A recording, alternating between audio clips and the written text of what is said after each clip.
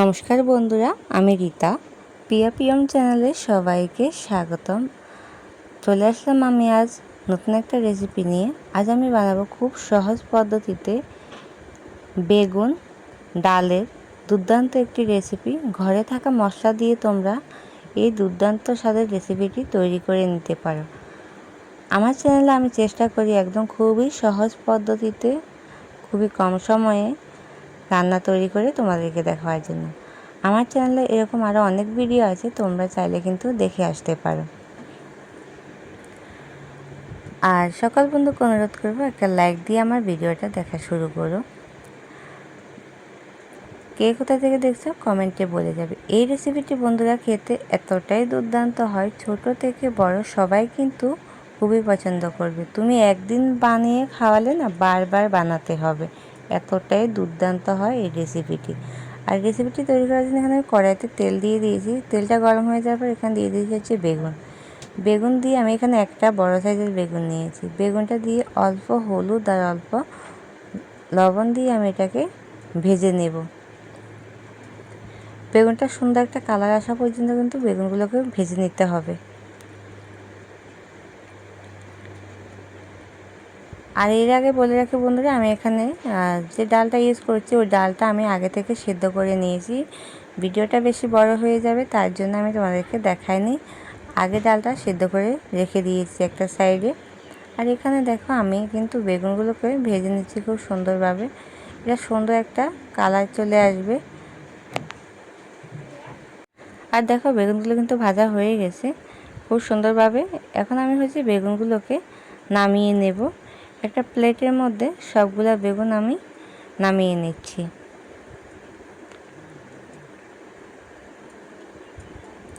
তোমাদেরকে একটা খুবই সহজ পদ্ধতি শিখিয়ে রাখি। বেগুন ভাজতে কিন্তু আমাদের প্রচুর তেল লাগে। তোমরা বেগুনগুলোকে ভাজার আগে কেটে যদি একটু লবণ জলে ভিজিয়ে রাখো না, তারপরও বেগুনগুলো ভাজতে কিন্তু তেল খুবই কম লাগে।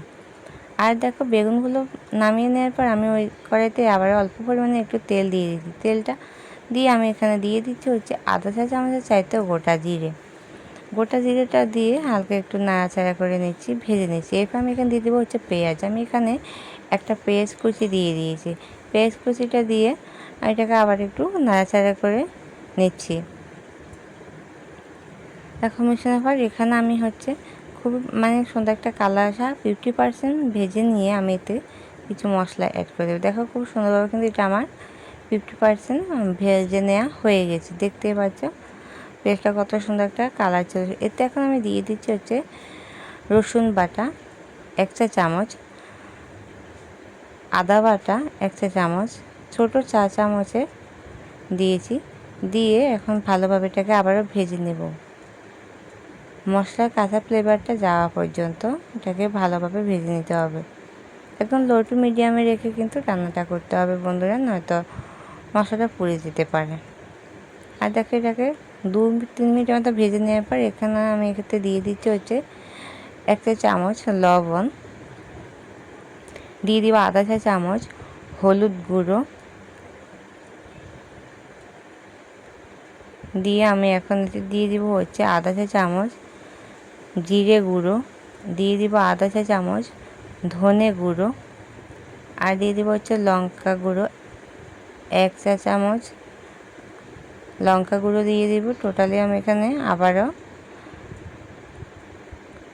লঙ্কা গুঁড়োটা আমি টোটালি এখানে 1 চা চামচ ব্যবহার করেছি। তোমরা যে ঝালটা যেরকম খেতে পছন্দ করো ওরকম অনুযায়ী কিন্তু দিতে পারো।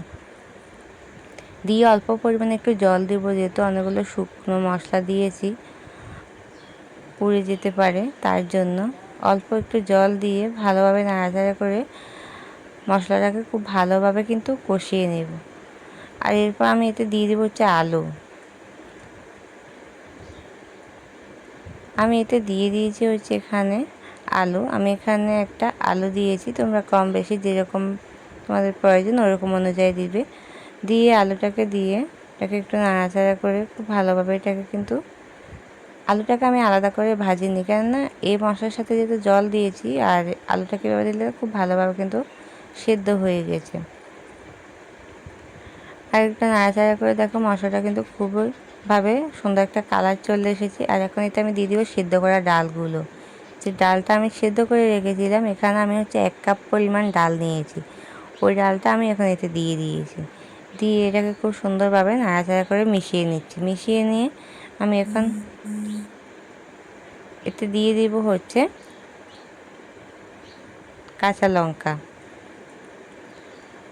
আমি এখানে দিয়ে দিব হচ্ছে কাঁচা লঙ্কাটা দিয়ে দিয়েছি। 2টো কাঁচা লঙ্কা দিয়ে আবার এটাকে নাড়াচাড়া করে মিশিয়ে নিচ্ছি। এই মশলাটা খুব ভালোভাবে কষানোর মাঝখানে কিন্তু আলুটা খুবই ভালোভাবে কিন্তু সিদ্ধ হয়ে গেছে। আর এরপর আমি এতে দিয়ে দিচ্ছি হচ্ছে পরিমাণ মতো জল। পরিমাণ মতো জল দিয়ে দিয়েছি। দিয়ে আবার এটাকে একটু নাড়াচাড়া করে নিচ্ছি। এখন এটাকে আমি খুব ভালোভাবে ফুটিয়ে নেব 7-8 মিনিটের মতো। আর তোমাদেরকে দেখাচ্ছি, দেখতে পাচ্ছি আলুটা কত সুন্দরভাবে কিন্তু সেদ্ধ হয়ে গেছে। এরপর যে আমি দিয়ে দিব হচ্ছে বেগুন। ভেজে রাখা বেগুনগুলো দিয়ে দিচ্ছি। ভেজে রাখা বেগুনটা দিয়ে এতে আমি দিয়ে দেবো হচ্ছে টমেটো। আমি একটা টমেটো দিয়ে দিয়েছি। দিয়ে আবার এটাকে নাড়াচাড়া করে মিশিয়ে নিচ্ছি। আবারও আমি এটাকে 5 মিনিটের মতো ফুটিয়ে নেব। 5 মিনিট পর দেখতে পাচ্ছ কত সুন্দরভাবে এটা ফুটে উঠেছে। আর রান্নাটাও কিন্তু বন্ধুরা আমার প্রায় কমপ্লিট হয়ে গেছে, খুবই সুন্দর। আর একদম শেষে আমি দিয়ে দিয়েছি হচ্ছে গরম মশলা। আধা চা চামচের চাইতেও কম পরিমাণে গরম মশলা গুঁড়ো দিয়েছি। দিয়ে এটাকে আবারও নাড়াচাড়া করে মিশিয়ে নিচ্ছি। এই পর্যায়ে বন্ধুরা কিন্তু আমার রান্নাটা পুরোপুরি কমপ্লিট হয়ে গেছে, খুবই সুন্দর। আর এখন রান্নাটা আমি নামিয়ে নেব। সকল বন্ধুকে বলছি, প্লিজ নতুন বন্ধু যারা আছো আমার চ্যানেলটি সাবস্ক্রাইব করে পাশে থাকবে। আর বেশি ভালো লেগে থাকলে অবশ্যই তোমাদের প্রিয়জনদের সাথে শেয়ার করবে আর একটা হাইপ করে দিবে। এতটা সময় আমার সাথে ধৈর্য ধরে ভিডিওটা দেখার জন্য সকল বন্ধুকে অনেক অনেক ভালোবাসা। সবাই ভালো থাকবে, সুস্থ থাকবে, সাবধানে থাকবে। দেখা হবে আবার নতুন একটা রেসিপিতে। সবাইকে